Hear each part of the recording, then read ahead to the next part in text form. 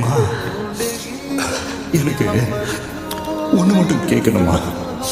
நீ என்ன வேற ஒருத்தனை பார்த்ததுக்கு அப்புறம் எப்படி நீ என்ன தொட்டு பேசுவ?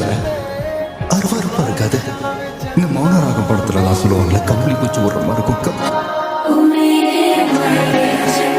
விவரம் தெரிஞ்ச வயசுலேருந்து 20 வயசு வரைக்கும் சத்தியமங்கலம் ஆர்ஃபனேஜில் தான் வளர்ந்தேன். அங்கே ஒரு முறை அது என்னமா அது அந்த மூணார் ட்ரெக்கிங் அதில் தான் பார்த்தேன். பழகினேன்.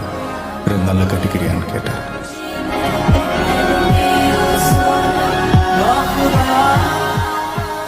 நான் கோவமாக கிளம்புறேன்.